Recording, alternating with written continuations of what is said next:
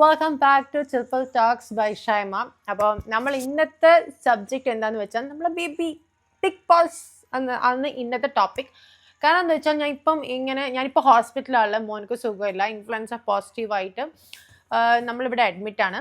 അപ്പോൾ നമ്മളിങ്ങനെ കണ്ടുകൊണ്ടിരിക്കുന്ന സമയത്ത്, അപ്പോൾ അവൻ ഉറങ്ങുന്ന സമയത്ത് ഞാനിങ്ങനെ സ്ക്രോൾ ചെയ്തുകൊണ്ടിരിക്കുകയാണ് നമ്മുടെ Bigg Boss related season, Bigg Boss related വീഡിയോസും അത് റിലേറ്റഡ് ആയിട്ടുള്ള ആൾക്കാരുടെ വീഡിയോസ് ഇങ്ങനെ കണ്ടുകൊണ്ടിരിക്കുകയാണ്. അപ്പോഴാണ് നമ്മുടെ BB7 കോണ്ടസ്റ്റൻ്റ് ആയ ഷാരിക നമ്മൾ ഹോട്ട് സീറ്റ് ചെയ്തുകൊണ്ടിരുന്ന ഷാരികയുടെ ഒരു പുതിയ ചാനലിൽ ഒരു വീഡിയോ കണ്ടത്, സാത്താൻ സേവ ഇൻ ബിഗ് ബോസ് എന്ന് പറഞ്ഞിട്ട്.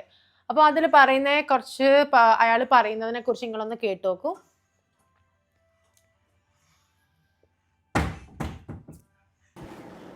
ഇപ്പൊ മാഡം ബിഗ് ബോക്സിൽ പോയി അവിടെ എന്ത് പറ്റി, ഒരുപാട് ബുദ്ധിമുട്ടുകൾ അനുഭവിക്കേണ്ടി വന്നില്ല. അത് ബ്ലാക്ക് മാജിക് അല്ല, അതെങ്ങനെ പറയാൻ പറ്റും? താങ്കൾ പറഞ്ഞ മഠാധിപതിയാണ്, നമ്മൾ സമ്മതിക്കുന്നു, വിഷ്ണുമായ സേവകനാണ്, നമ്മൾ ഒരിക്കലും അതിനെ ബഹുമാനക്കേടൊന്നും കാണിക്കുന്നത്, നമ്മൾ അതിനെ നമിക്കുന്നു. പക്ഷേ ഈ പറഞ്ഞതിനോട് ഞാൻ യോജിക്കത്തില്ല. കാരണം വെല്ലുവിളിയാണ്. താങ്കൾ പറയുന്നത് ലോകം മുഴുവൻ കണ്ടുകൊണ്ടിരിക്കുകയാണ്. വേറെ ഒന്നുമല്ല, ഈ ഒരു ഷോ ഇപ്പോൾ പറഞ്ഞ ഷോ ബിഗ് ബോസ്, ഞാൻ അതിൽ പോയി ഭയങ്കര അഭിമാനിച്ചിരിക്കുന്ന വ്യക്തിയാണ്. അതിൽ പോയി തോറ്റോടി എന്ന് ഞാൻ വിശ്വസിക്കുന്നില്ല. അപ്പൊ ഞാൻ പ്രവേശനം തന്നെ അല്ലാതെ വിഷ്ണുമായ സേവയിലൊക്കെ നിങ്ങൾ അതിനകത്ത് നിങ്ങൾ നെഗറ്റീവ് ആയിട്ട്, അത് ശരിയാണ്, ഒരു നെഗറ്റിവിറ്റി അതിനകത്തുണ്ട്. അതായത് എപ്പോഴും വഴക്കും ബഹളം. കാരണം ഷോയുടെ വിജയമല്ലേ, ഷോയുടെ പ്രത്യേകത അതല്ലേ.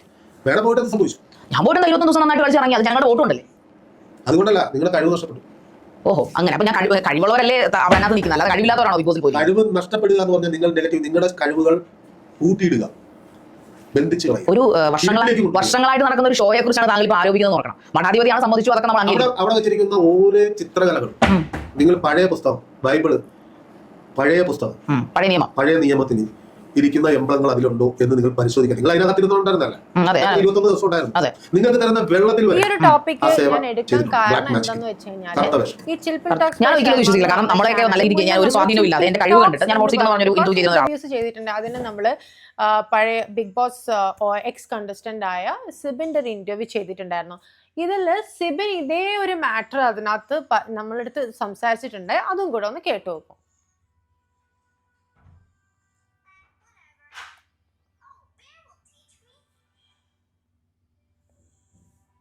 ഇത് ഞാൻ പറയട്ടെ, ബിഗ് ബോസ് എന്ന് പറയുന്നത് ഒരു മനുഷ്യന്റെ ലൈഫിനെ തന്നെ നശിപ്പിച്ച് കളയുന്ന ഒരു ഷോയാണ്.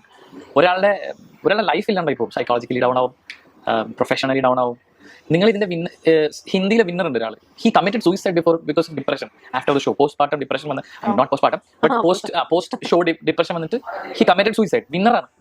അത്രയ്ക്കും സൈക്കോളജിക്കൽ പ്രോബ്ലംസ് ഉള്ള ഒരു സ്ഥലമാണ് ഇത്. ഇവരുടെ ഷോ ഡിസൈൻ ചെയ്യുന്ന സ്ഥലം തന്നെ ഒരു എന്താ പറയുക, ഐ ഷുഡ് സേ ഇവിടെ കുറച്ച് തകിടുകളൊക്കെ നമുക്ക് കിട്ടും. ഞാൻ തരാം, എല്ലാം തരാം. ഇത് എല്ലാ കണ്ടസ്റ്റൻസ് അറിയാം, പക്ഷേ ധൈര്യമുള്ളവർ വന്ന് പറയണം. സീസൺ 1 തൊട്ടുള്ളവർക്ക് അറിയാം ഇവരെ എനർജീസ് ഈ ചെയ്യുന്ന പോലത്തെ കുറച്ച് പരിപാടിയൊക്കെ ഉണ്ട്. അത് കുറച്ച് ബ്ലാക്ക് മാജിക് ആണോ എന്ന് എനിക്ക് അറിയില്ല. കുറെ നമ്പേഴ്സ് വെക്കും, കുറെ നമ്പേഴ്സ് എഴുതിയിട്ട് ഹൗസിന്റെ കുറെ കോർണേഴ്സിൽ വെച്ചിട്ടുണ്ടാവും. ഞങ്ങളുടെ പവർ എന്ന് പറഞ്ഞ സ്ഥലം അറിയാം, കുറെ നെഗറ്റീവ് എനർജീസിന്റെ ഞങ്ങളൊരു ലോട്ടസ് ബെഡില്ലേ. എന്താണോ തോന്നുന്നത് അത് നിങ്ങൾ കമന്റിൽ അറിയിക്കുക. ആൻഡ് ഇങ്ങനത്തെ വീഡിയോസ് നിങ്ങൾക്ക് വേണമെങ്കിൽ, like I like to do reaction videos, but ഒരു സ്റ്റാർട്ടപ്പ് അങ്ങനെയുള്ള സ്റ്റാർട്ടിങ് ട്രബിൾ എന്നൊക്കെ പറയില്ലേ, അതുപോലത്തെ ഒരു സാധനം ഇങ്ങനെ നിൽക്കുകയാണ്. അപ്പം ഞാൻ വിചാരിച്ചു ഇങ്ങനെ ചെറുതായി നിങ്ങൾക്ക് ഇഷ്ടമാണെങ്കിൽ ഇങ്ങനത്തെ വീഡിയോസ് എൻ്റെ നിന്ന് പ്രതീക്ഷിക്കുന്നുണ്ടെങ്കിൽ സബ്സ്ക്രൈബ് ചെയ്യുക, കമൻറ്റ് ചെയ്യുക, പിന്നെ ഫീഡ്ബാക്ക് അറിയിക്കുക. അപ്പം that's all for today. Bye.